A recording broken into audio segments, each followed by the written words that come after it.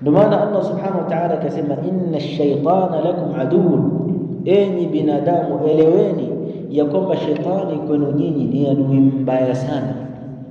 Shetani ni adui mbaya sana, fattakhidhuhu aduwa, sasa na nyinyi mfanyeni kwa adui. Inma yad'u hizbahu, yeye shetani analiitia kundi lake, analiita lile kundi lake, liyakunu min ashabi sa'ir, ili wawe wote katika watu wa motoni, moto mkali. Lidhalika target ya shetani na mpangilio yake, yeye anahakikisha kwamba anakutoa wewe katika hii barabara ya sawa, anakutoa wewe katika hii dini ambayo Allah subhanahu wa ta'ala ameiridhia kwako.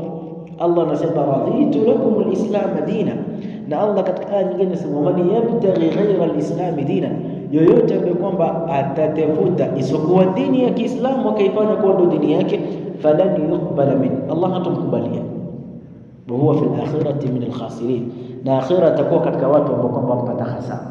Lidhalika huyo kiumbe yeye anataka hii hasara wewe uipate. Alipoona Waislamu wanaamriana ama wanaambatana na mafundisho ya dini, wanaambatana na mafundisho ya aqida, mafundisho ya Mtume alayhi salatu wassalam, akaanza kuwafungulia mlango fulani na kufungulia wewe Muislamu na ibada yako, utafuata ule mlango ukiingia unakutoa katika hii nyumba ya sawa na huu Uislamu wa sawa ambao Allah subhanahu wa ta'ala amekuachia.